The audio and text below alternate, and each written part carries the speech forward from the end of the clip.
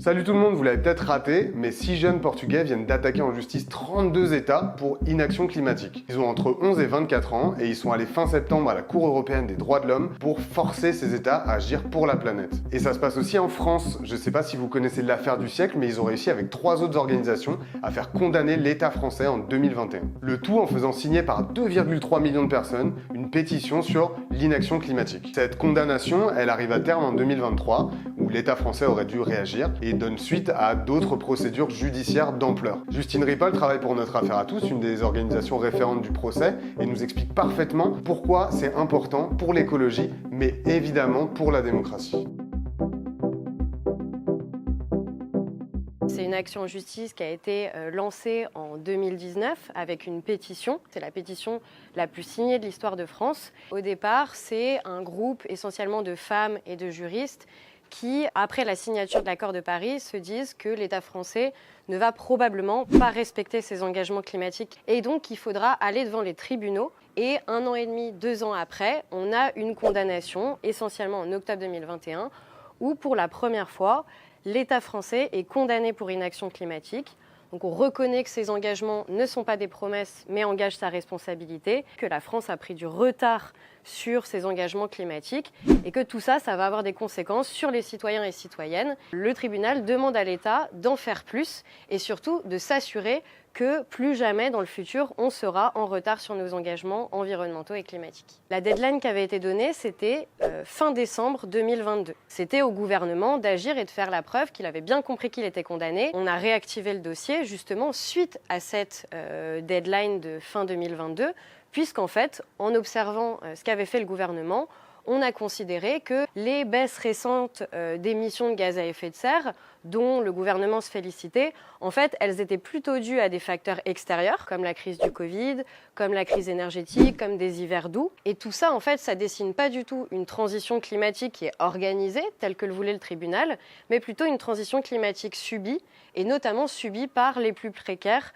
C'est l'objectif de retourner devant le tribunal en 2023, c'est d'essayer de flécher aux juges et de leur donner la force d'activer des outils qu'ils ont déjà, mais qui peuvent être bien plus puissants. Ça peut être des mesures secteur par secteur ou des choses vraiment qui font consensus. Les tribunaux peuvent aussi activer finalement un pouvoir qu'ils n'ont pas encore activé, cette contrainte financière, ce qu'on appelle l'astreinte, et en fait, ce serait vraiment de l'argent qui serait bloqué dans le budget de l'État. Et plutôt que l'État puisse s'en servir pour finalement donner des subventions sans condition à des grandes entreprises françaises sans leur demander de faire des efforts climatiques ou sociaux, que cet argent, nous citoyens, et avec les tribunaux, on mette une condition dessus et qu'il soit réservé vraiment à la transition climatique, mais aussi sociale, comme le développement des transports en commun ou la rénovation de bâtiments qui sont des passoires thermiques. Faire en sorte que dans l'organigramme de la démocratie, les juges, le tribunal qui a un rôle à jouer, en fait, joue ce rôle de contrôle de l'action du gouvernement avec des contraintes financières ou des injonctions,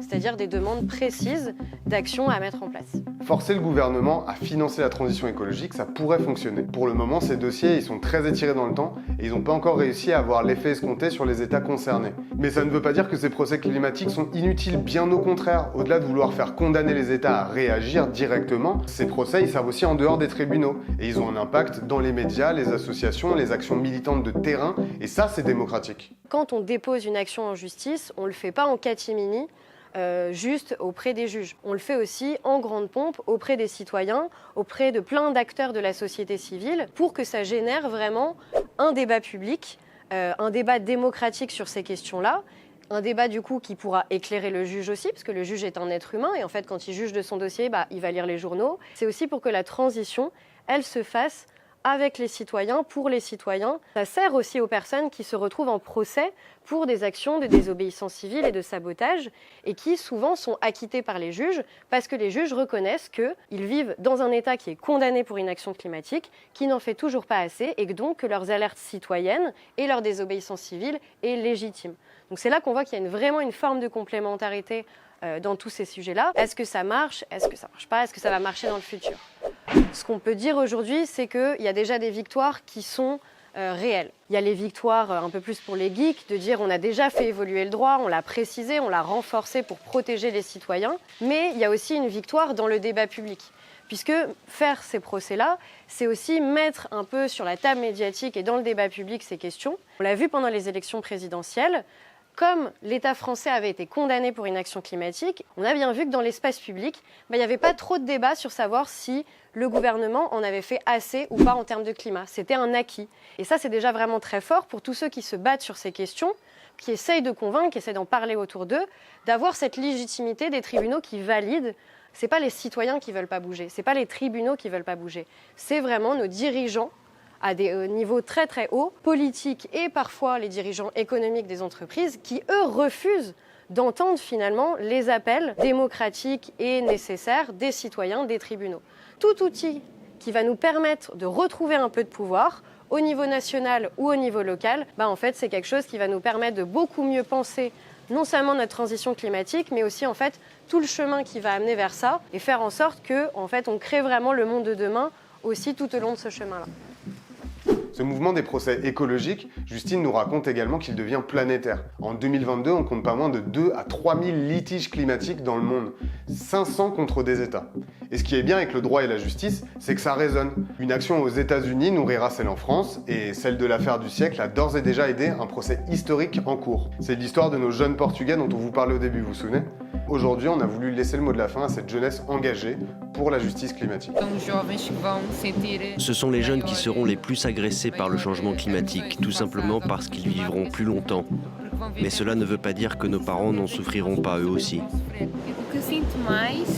J'éprouve beaucoup de frustration face à l'inaction des gouvernements qui disent que c'est une préoccupation secondaire au lieu d'être une priorité.